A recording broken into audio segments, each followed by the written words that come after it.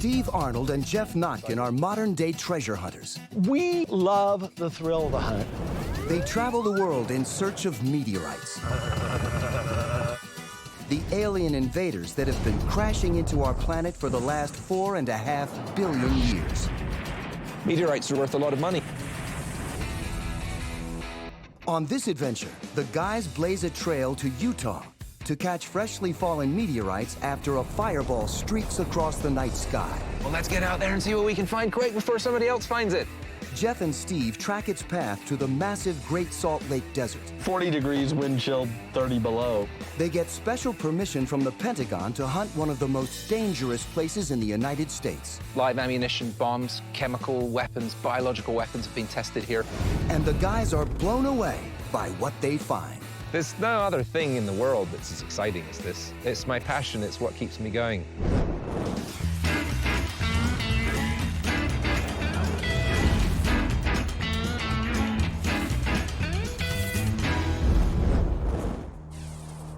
November 18th, 2009, a mysterious fireball lights up the midnight sky over Utah.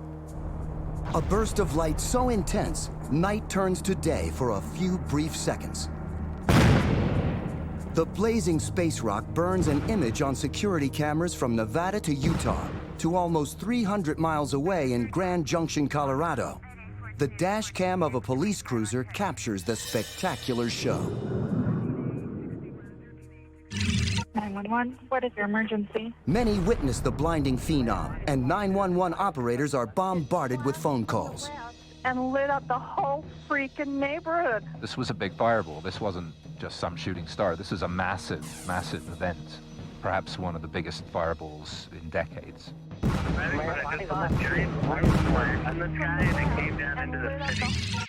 Steve Arnold and Geoff Notkin are hundreds of miles apart when they hear about the incredible fireball. Steve is in Texas, Geoff is in Arizona. There is an urgency to finding these meteorites. Overnight, meteorite hunters from around the world will likely converge on western Utah. When a fireball hits the Earth, the race is on to find the first freshly fallen meteorites. That's because the sooner they're found, the more valuable they are. One of the exciting things about chasing fireballs is that it's on the fly. Geoff and Steve want to be the first to strike meteorite gold. There are no guarantees. It's a costly risk few hunters take. Oh, got one! The guys are willing to gamble. They had success hunting similar terrain near here in 2009. Sweet. Cha-ching! It was literally a cosmic Easter egg hunt. There were just hundreds. Because the Utah fireball was so massive, the guys hope this hunt will be an even bigger success. We're playing a very complicated chess game here, and we don't have all the pieces on the board. Steve is on the ground first and gathers the necessary research to start the hunt as soon as Geoff arrives. He heads to the Clark Planetarium, where director Seth Jarvis is waiting to show him some video that may hold clues to help the guys focus their hunt. From my perspective, the shadows are more valuable than direct observation of the meteorite itself. Into this street light right here. Yeah. Now watch. It's on. Yeah. It goes out. It's so bright, it turns off the street light. That looks like noonday. There's the Wasatch Mountains. Does. Now, this has lit up the entire Salt Lake Valley, which is a good-sized piece of real estate. It also lit up the Utah Valley area just as bright 50 miles to the south of here. Okay. And I've got eyewitness accounts saying that he was looking from I-15 to the east, seeing the mouth of Spanish Fork Canyons and the giant wind turbines that are always spinning there. So if you're seeing mountains several miles away lit up like it's noon, I'm sort of privately betting that it's farther west than most people think. Steve and Seth analyze the footage frame by frame, looking for anything that will help narrow down the hunt area. So here's frame number one, street light on. Notice the break in the roof line right there. Look at the location of this roof shadow relative to these parking stripes. Then you go to a half second later. Now, everything's lit up. Notice that there's the peak there. Right. Instead of being there, it's moved over to there. And it's moved up, so And it's showing moved- so it's getting lower. It's going lower. And it's going south. Right. Before, half a second after. Because I know that these two images are taken exactly a half a second apart, that means I can get a speed. It looked like it went a little bit west of north. Someplace out in here, not too far from Fish Springs, COULEE. If I were a betting man, that's where I'd sort of start looking around. What is the terrain in the Great Salt Lake Desert like? Flat and restricted because it's a military test area. Ooh.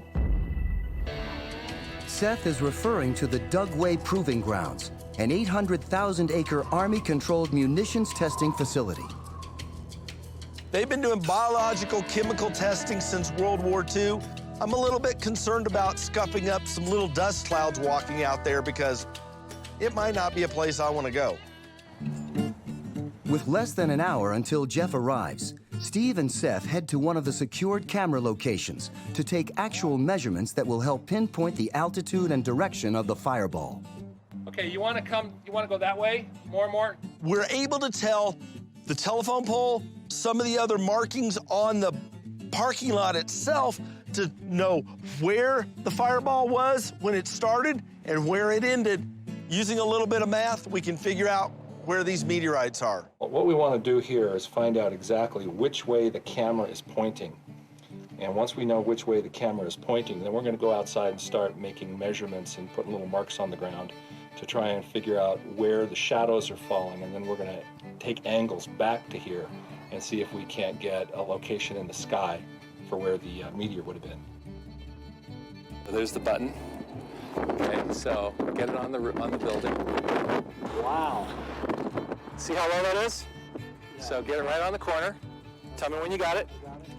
18, maybe 18.2, 18.3. Okay. Okay, the point is, I think you're... For this level of accuracy, calling it 18 degrees is good. Right. Okay, so 18 degrees, and this is for the frame 1. And now, we're going to do the same thing here. 250 degrees, that's your line. That's it. Nailed it. Cool. Okay. All right. We're going to calculate a westerly distance based on that very low elevation. Yep. Because that low angle pushes the location way west, which makes us think Utah-Nevada border. And it dropped 2.2 Degrees in a half a second. Boom. Hey, what are you doing? Have you got internet out here? Finally. Finally? Yeah. I was waiting for you in front of the hotel. It's now almost 4 o'clock in the afternoon. The guys still have a 2-hour drive to the desert and the area where they believe the meteorite hit the ground. So we might want to start by driving these roads or covering dirt tracks and then working east over these ridges and down into that low-lying area. The guys narrow their search, but there's still one last piece of intel to get. And how did you find this lady? Was this through contact with the observatory, with the planetarium? Yes. Geoff and Steve want to talk to eyewitnesses who saw the fiery space rock hurtling through the air with their own eyes. It was late at night when we happened to be up. It was like the lights on the front of the airplanes. It was that bright. So, do you know if your house is square, north, south, east, west? So this faces directly west. Right. Okay. What Shanna saw confirms the guys' research. The meteorite was, in fact, heading north to south. Even though when you witnessed this fireball, it was traveling at a tremendous speed, it was also slowing down. And then you saw the flame go out. At that point, the pieces are still moving. The fragments are still moving, and they'll continue some distance, and that's called dark flight. And that's where it gets really complicated for us, because we have to try and calculate how far they traveled after the fireball went out.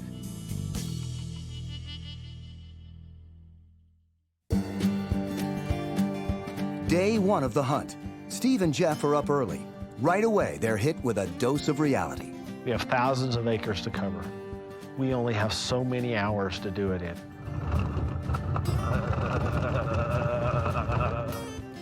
The guys are headed to an area about 100 miles east of the Utah-Nevada border. It's flat, dry desert terrain covered in white sand. It's white because of the high concentration of salt the ground absorbed as the massive saltwater lake dried up. The tan, the brown, dusty color is an ideal backdrop for black, burnt, freshly fallen meteorites to stand out visually. And it looks like this is going to be almost exclusively a visual hunt. Stop, stop, stop. We're the first people here. We took an old dirt track to get out to this spot, and there were no tire tracks at all. False alarm. That's what we're looking for, but not actually that. But something that looks like that, but is actually from space. We're the first ones, other than the very local people, to be on the ground here. Our first meteor wrong. So we're paying the price, we're scratching off options, we're doing what's got to be done. Hopefully, it'll lead to some meteorites. Oh, stop being so optimistic. No. He's so good-natured, it's disgusting. Steve and Geoff start their hunt in an area near the small town of COULEE, about 100 miles east of the Nevada border. They'll work their way west toward the Goshute Indian Reservation, then north toward the Dugway Proving Grounds. So that Doppler signature is actually right over the road here. Yeah. The Utah space rock hurled through the atmosphere. Fortunately, it was detected by Doppler radar. Doppler uses relative motion and frequency of sound to pinpoint location and speed of an object. This data that we're getting is very helpful, but they're just clues. They're not telling us where the meteorites are. They're just giving us an indication of where they might be. And there's always the chance there are no meteorites at all, that they all burned up. We don't know yet. That's part of the risk that you take on fireball chases, especially if you're the first people on the ground. If the Doppler signature is that way, then there probably aren't meteorites that way, because they're still coming down. Maybe. The Doppler's taken a slice, and there could be, based upon weight and when something dropped off, something could have been a little lower. We should expect maybe a mile, maybe 2 miles wide of a strewn field. The search area is massive. Geoff and Steve begin an exhaustive visual hunt. I think this might be a good time for me to try standing in the bed of the truck. Okay. What, you think it's a waste of time? No, I don't think you can handle the cold too long. Oh, come on. Yeah. It's not that bad. No, Is it? Really? It's a 40 degrees wind chill, 30 below. Standing in the back of the truck, Geoff can see up to 200 feet in any direction. We don't know what kind of meteorite caused the fireball because we haven't found any yet, but statistically speaking, it's probably a stone. They're the most common type. Scientists believe most meteorites originate in the asteroid belt between Mars and Jupiter. Stone meteorites, the most common, form the outer crust of an asteroid. The second are irons, once part of the core. Then there are stony irons, which account for less than 2% of all known meteorites. Meteorites are a modern-day gold rush to a few people and more people. And so there is an urgency to get out here.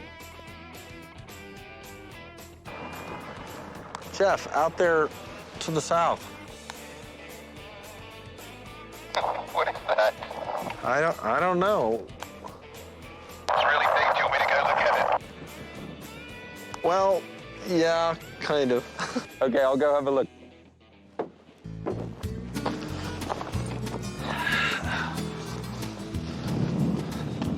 I still can't get the rusty orange-brown rocks out of my brain. Although, if there are some meteorites from hundreds or thousands of years ago, they sure would be easy to find out here as well. Hey, I'll tell you one thing. I'm really good at spotting volcanic rocks. Okay. That got my heart going. Wow. Wow. And it was totally out there on its own. It's lunar, man. You're right. You're lunar. Do you want to keep it or? You know, we'll leave it here for the next person to drive by. That's really cool. Yeah, right there.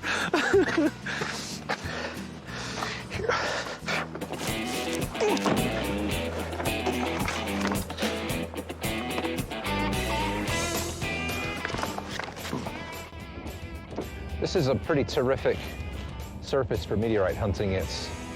Hold it, hold it, hold it.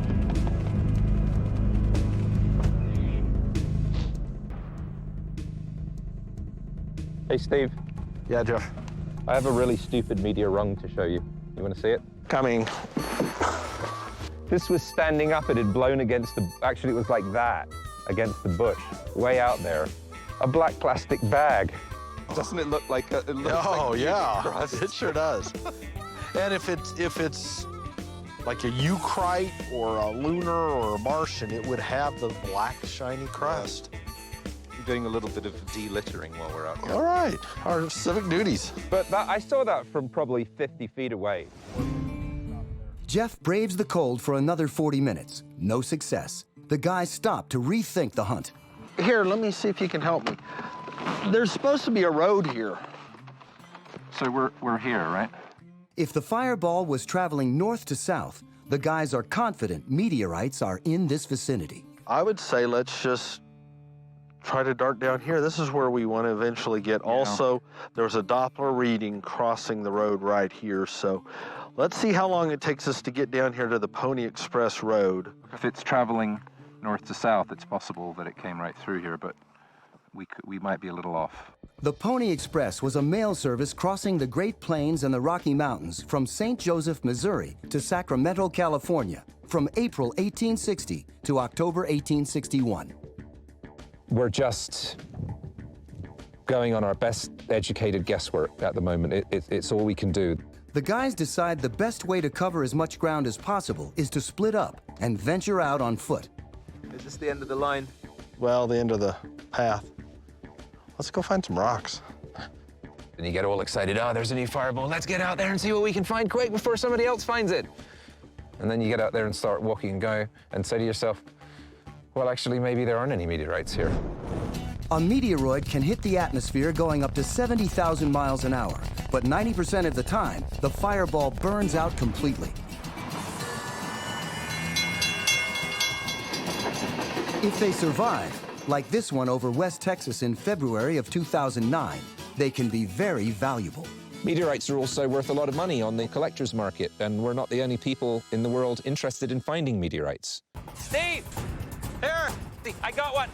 The guys hunted the West Texas strewnfield in 2009 and tallied up a nearly $2,200 payday after finding 2 meteorites. They found one weighing 37.8 grams worth almost $2,000 and a rock weighing 3 grams worth about $150. Woohoo! The guys hope for a bigger payday in Utah. Our strategy at the moment is to scout, is to go to numerous locations that look good, get out, do about half an hour, 45 minutes at each location. If we don't find anything, move on, and keep doing that until we find something. We only need to really find one meteorite to kind of set us on course. Who's this? Steve and Geoff aren't alone in their hunt for meteorites. With any fresh fall comes the inevitable competition. Oh, it's a friendly! SONNY CLARY is a competing meteorite hunter and a friend of Geoff and Steve's. He too knows the value of being the first to find these new meteorites, potentially worth tens of thousands of dollars. I don't shake hands with you. How are you? It's good to see you. Where you guys been? I've been calling you. We got no cell phone reception out here. SONNY and his 4-legged partner, Bricks, spent the day hunting an area farther south of where the guys are, but didn't find a thing. I spent most of the morning right through here. Oh, wow. You were down southwest of here. Yeah. Okay. Oh, wow. So we got a pretty big strewnfield to check right now. That looks like it's actually also kind of west. What we need to do tomorrow possibly is check up into the base of the foothills or out into the flats here. And where is this in relation to where we are now? Or anywhere? We are repping the saddle right here. Oh, so it's southwest of here, Correct. He's thinking now. Right. Okay.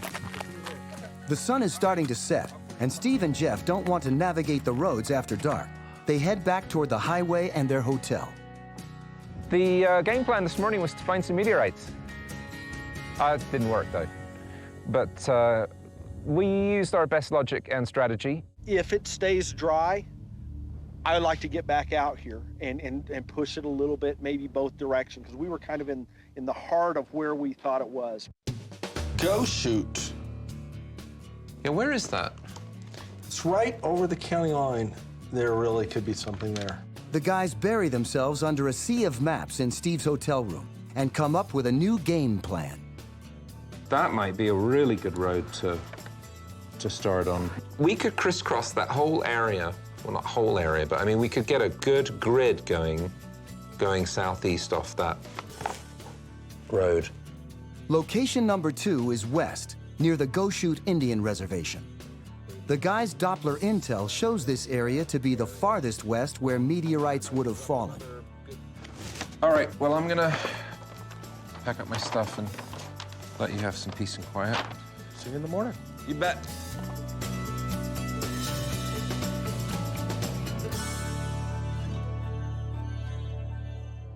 It's been 4 days since the huge fireball blazed across the night sky over Utah. Eyewitness accounts and Doppler radar have helped Geoff and Steve track the trail of the meteor, but so far, they've found nothing. The guys are starting to feel the pressure. You don't mind going through the hardship and hassle and putting the time in and all the other aggravation and expense involved in meteorite hunting if you actually find something. But when it drags on day after day in the cold and you don't find anything, it gets a bit depressing. I'm keeping track of our route here, and this is called setting the map. Steve calls it holding the map upside down, but that's just because he doesn't understand what I'm doing. But you orient the map in the direction in which you're going, and it's easier to spot landmarks that way. We have just got on the Pony Express route. The trail came through the mountains there, and this highway's laid on top of it for a few miles anyway. Do you mean the Pony Express route? No, Pony Express route. But route is R-O-U-T. That's as if we routed them during combat. To rout someone. Or to use a router, indeed. Whereas a route, if I'm not mistaken, R-O-U-T-E, is a road. So wouldn't it? R-O-U-T. E. Route. Very good.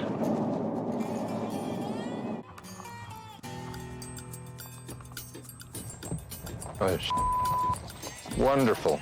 We've got a sheep block. Oh, look, a meteorite. Don't do that. It makes my heart stop. Hey, big doggy. Come here, big doggies. He looks mad. Wow, it's like being back in Scotland. They're so great. Okay, big doggy. Can we go now? Thanks, buddy. That was great.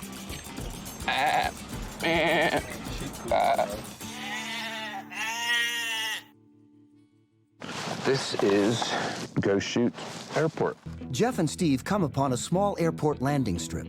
If there are rocks on the road, they quickly get kicked off to the side by tires, but a runway would be ideal. This is one place they ought to be. They stop to canvass the area on foot. Driving around in a four-wheel drive truck is not the best way to do this. It's one way to do it. We would like to be on motorcycles or ATVs. This is BLM land. They don't want us tearing up the environment with ATVs. Need a break. I'll be ready in 10 minutes.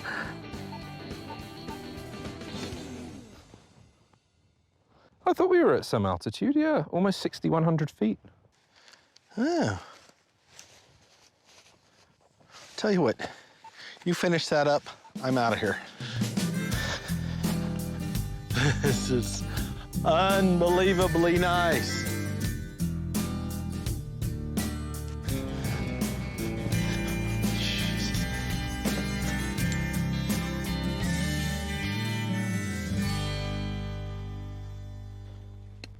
Geoff! What are you up to now? Look what jumped on the stick. I don't think it's heavy enough to be a meteorite. No, I think it's a piece of volcanic rock. You called me all the way over for this? Happy Christmas. This is a lesson that not everything that's black is a meteorite. Not everything that's basically smooth and rounded is a meteorite. Not even everything that sticks to a magnet. And even something that's black, rounded, and sticks to a magnet may not be a meteorite. It's probably not a meteorite. The guys have crossed on to the Go Shoot Indian Reservation.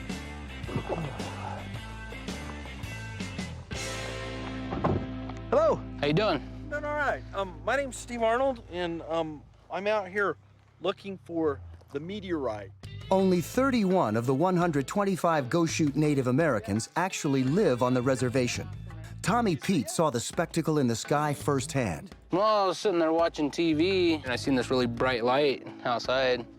So I thought it was somebody shining a flashlight outside or something. And so I got up and I ran to the window and I just caught the end of it. Seen it land back way over there somewhere on the other side of that mountain. Wow. Did you hear anything? Yeah, actually I heard like a sonic boom or something. Really? Yeah, like right after I saw the light. Wow. So you were pretty close to it in that case? Yeah, it had to be pretty close. It was right around here is where I saw the big flash at. Okay. Where it went over the hill, I'm thinking. And that would be right down there. See where them houses are at right there? Yeah. Probably just directly above those. Now, is that Gold Hill there? Yeah, that's actually Gold Hill right there. That's Gold Hill? Yeah. Okay. Sometimes the meteorites will still keep flying even after they slow down and they stop burning. They're still moving pretty fast. So we're trying to pinpoint where it stopped burning and then try to determine where the pieces may have landed. So over 8 Mile, over Ibapaw, over Gold Hill. Yeah, over Gold Hill. Okay. Okay. Yeah, that's about where I saw the flash. So we should take the paved road north. Yeah, take the paved road north until you get to that Gold Hill turn. Okay, and that's the Pony Express Road. Yeah, Pony Express Road, and it turns into a dirt road, and it's dirt road all the way back all there. All the way up. Yeah. If you get lost, just come back. Thank you. Use some directions. It's really a pleasure in our work to meet people that have witnessed these events personally. Yeah. Thanks so much Pretty for your time. interesting. All right, you guys have a good day. All right, thanks again. Yeah. If Tommy's report is accurate, then the fireball may have exploded right over Gold Hill. Tommy was our first ear witness, and that is an extremely good sign that there are rocks on the ground, because it takes a physical rock to create the sonic boom. And we've got now just a few miles to go to the projected bullseye right in the southwest corner. This would be a good time to keep our eyes open. If our projected bullseye is the projected bullseye, then we are in the strewnfield. When meteorites fall to Earth, the area where they scatter is called the strewn field. The strewn field could be quite small. It could be 10, 15, 20 miles long. Some of the largest strewn fields in the world are literally hundreds of square miles.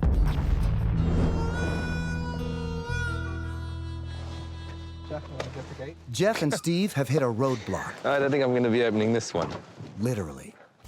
This is about as far as we go on this track.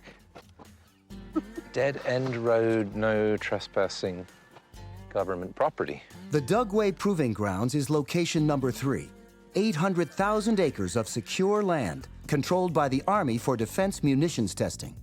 We're reasonably sure that any and all meteorites that landed in there, in the base, and we cannot get there. I'm going to start banging my head against the fence. Literally. Hey, there's a phone number. You don't think we could call the installation commander and ask him? Ask him what? If this is a gate? If we can enter the area. They don't say you can't, you just can't without explicit permission. I don't know, the aerial bombing live ammunition part makes me think they'd probably say no. It could be right out there. We could be doing it tomorrow. It's a little aggravating. The seismic coordination, the triangulation through the fixed camera videos puts it between a peak just on the other side of this hill and that peak right over there. And that's the strewn field. It's a little frustrating. I mean, this is an opportunity for the first time ever for 100% of a strewn field to be captured on ground that 99%, 100% of it could be found. If the guys are right, and the entire strewn field is on the other side of this fence, the meteorites have the potential to be worth tens of thousands of dollars. A huge incentive for Steve and Geoff. we've got it all except the most important piece of the puzzle. What do you do? What do you do?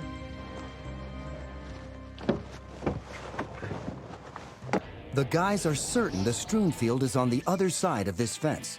They need to get onto the Dugway Proving Grounds and the Utah Test and Training Range to find the meteorites that could be worth thousands of dollars. It's the most unbelievably perfect meteorite hunting surface in the history of the known universe. You could measure and record the location of every single stone that fell theoretically, and it would be the best mapped strewn field ever. It would be an amazing piece of scientific knowledge that would have far-reaching ramifications in the science of meteoritics.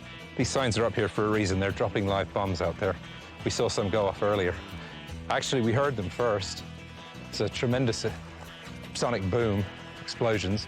Getting access to hunt 2 military bases isn't going to be easy. Geoff and Steve believe the small end of the strewn field is on the southern edge of the Utah Test and Training Range, then crosses onto Dugway, where the majority of the strewn field lies. Dugway is a U.S. Army base comparable in size to the state of Rhode Island.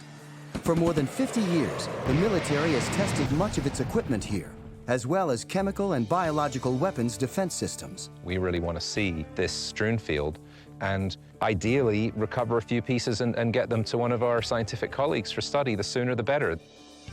Time is of the essence. The alkali in these flats will cause meteorites to decay more quickly than if they had landed in regular sand. The fireball that we're chasing will have originated up there somewhere, maybe a little to the west, and gone very close to overhead. And right over there, towards that mountain that's in silhouette, I'm actually probably looking right out the strewn field. Because the guys are asking to hunt bases controlled by 2 different branches of the military, Geoff and Steve's request for clearance onto Dugway and the Utah Test and Training Facility has to be approved by the Pentagon in Washington, D.C. There's no telling how long this could take. Unless we can get permission from the base commander to get on, this may be the closest we get to the strewn field ever. It was in 2008, during this same week in November, that a 10-ton fireball streaked a fiery path over the sky of Saskatchewan in Canada. The first piece was found in a frozen pond. I got one. Geoff and Steve hunt the site a year later and find 8 meteorites worth thousands of dollars. Oh, ah! Excellent. 3 months later, Geoff and Steve finally get the news they've been waiting for. I think my military escort has arrived. Because of the special circumstances, Hello. How you doing? Roger Cannon. Roger, Steve Arnold. the Pentagon is giving Geoff and Steve a one-day clearance to hunt both the Air Force and Army installations, which means the guys have to split up. I have never hunted with a military escort before. Getting the official permission to come in is exciting. I don't think this has ever happened before, where something has landed clearly on a military base and something as off limits as this is. The changing weather conditions. You know, we're going to go out there, so everything you brought, take it, wear it. Okay. 'Cause you're going to be needing it. Before he can hunt, Steve is briefed on what to expect. Every once in a while, somebody finds an old bomb that may or may not contain chemicals. Okay. And that's all I got. An escort takes Geoff into the desert, where a safety ordnance officer is waiting. From here, Geoff will be taken to the Army-approved areas he can hunt. It's amazing to think this was all underwater once. Lake Bonneville was a giant lake that existed nearly 14,000 years ago. It was about 325 miles long and nearly 135 miles wide. Its deepest point was over 1,000 feet. Lake Bonneville was huge. This whole area was underwater. The lake contained many islands that today are the mountain ranges of western Utah. This area is now called the Bonneville Salt Flats. Last time I was in this area, they had targets set up. Oh, really? We don't have targets now, so I just want to make sure we're safe. Well, I appreciate that. Critical. Critical for your safety and mine. Meteorites are important, but they're not important enough to get blown up for. That's for sure. Jeff is about 90 miles onto Dugway when he meets Officer Cameron McCrae. Cameron, hello. Hello. Could I ask, for the benefit of your expertise, any areas that you feel are safe and accessible that are west of here? That's our target. Is it possible that we could drive to the edge of the salt flat and maybe scan with binoculars to see if we see anything? No. Okay.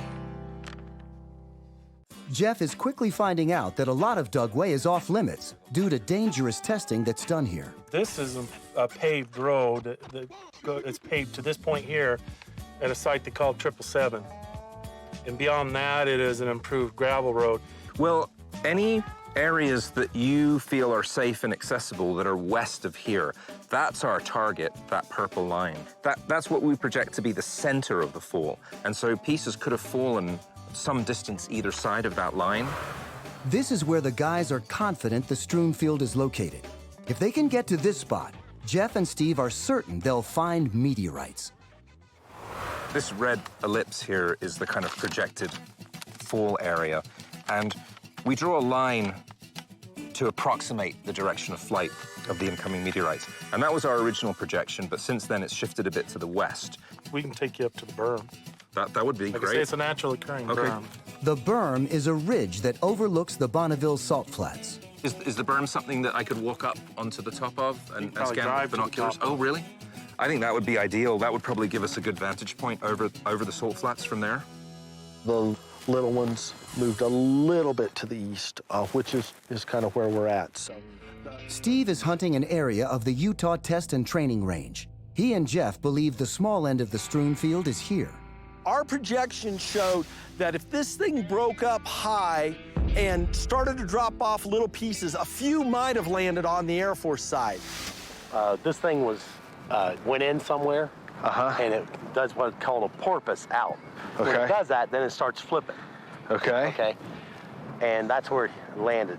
And then the EOD, the Explosive Ordnance Disposal guys, come in, and then what they did is they blew the back half of this off. Sometimes you'll find these out in the middle of nowhere because they can skip for a mile. So this is where EOD actually did the detonation, and you can tell that by that box right there is a C4 box. This was probably their last shot, and they put some explosive around to blow the back end off. Little dark black rocks are what we're looking for. Because of the ordnance tested here, Steve is only allowed to use his magnet stick in designated areas. To cover this vast area in a short amount of time, the Air Force rolls out the big guns. Steve gets on his Air Force ATV and, accompanied by a military escort, takes off to find space rocks.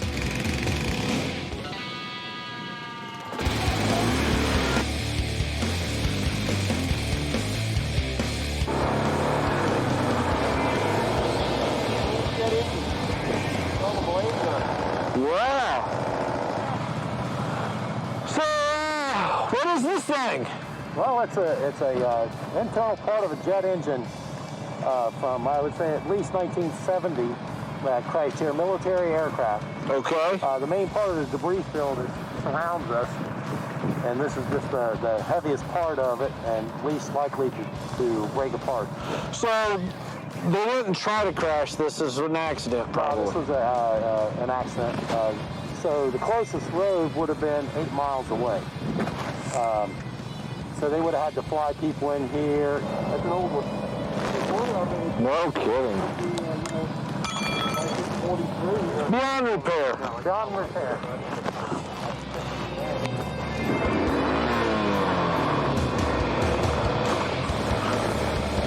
Okay. Had a colonel on one side of me. I had a lieutenant colonel flanking me on the other side. We were on our mission looking for rocks, trying not to get blown up, not by enemy combatants, but by very delayed friendly fire, because there's unexploded ordnances everywhere, and it was exciting. Steve spends almost 3 hours exploring the Air Force grounds. No signs of meteorites. He makes the decision to stop his hunt and join Geoff at Dugway. Found some unexploded ordnance, found some shrapnel, found old .50 caliber shells, but nothing that turned out to be from outer space. What keeps the guys going when they're not having any luck finding meteorites is knowing what could be out there. Yes! Woohoo! Geoff and Steve have had a lot of success hunting huge meteorites. Their biggest find as a team is this $50,000 223-pound stony iron that they recently unearthed at their top-secret alpha site in Kansas. It's a monster! In 2005, Steve discovered this record-setting 1,430-pound meteorite in Brenham, Kansas. The media dubbed it the $1 Million Rock. On a fresh fall like the one in Utah, with a strewn field that has been untouched, Geoff and Steve remain confident there are meteorites worth hundreds of thousands of dollars. There's the salt flat. Fantastic. Wow, it really does just suddenly start. Boom, doesn't it? At Dugway, Geoff has made it to the ridge that overlooks the salt flats. How far really is it safe to hike out? What I'd like to do is head northwest from here. I would aim to go 1 or 2 miles out, probably. Okay. If that. We don't know if there's anything on the ground, but if there is, it's right out there and we're gonna find it. The question is, will I be allowed to go far enough towards the strewn field? Based on our calculations, right now, I'm at the very easternmost possible point for any material to have fallen. And we're estimating the width of the strewn field could be 1 to 3 miles. Geoff takes his time as he makes his way through the brush. That's something interesting and definitely man-made. Looks like part of something that was fired at something. And I promised Cameron I wouldn't touch anything, so I'm not gonna poke it. This is where the United States military tests chemical weapons, biological weapons, drones, bombs, missiles, and they've been doing that since World War II.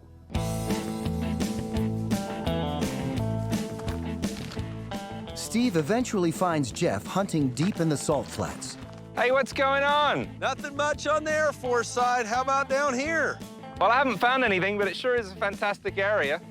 Boy, it is. The guys will hunt as much as they can together before the sun goes down. This has been a long and exhausting hunt, and they're hoping their luck will change.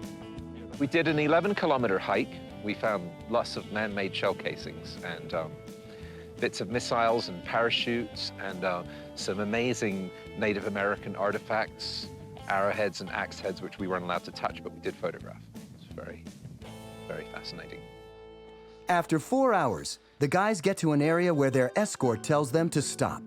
They can't go any farther. There's been testing for so many years out here, so many different things.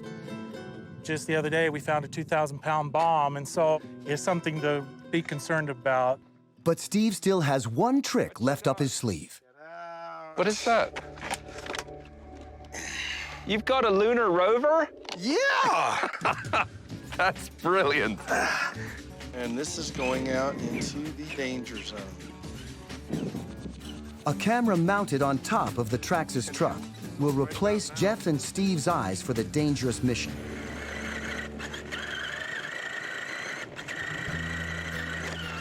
All I see is a lot of really flat surface and a few bits of green stuff. Can you slow it down a second? There's a dark shape up ahead to the right. Wait, hold it. Look. Go to your left. Slowly. That looks really interesting. Look. Is that a shell case? You would know better than me. Yeah. No, it's nothing. I think it's a piece of wood from greasewood. Damn, that looked really good from a distance. Anything appears really dark against the salt. The guys use the truck for about 45 minutes before they have to leave the proving grounds. Okay. All right. Well, this was a very fun project. Oh!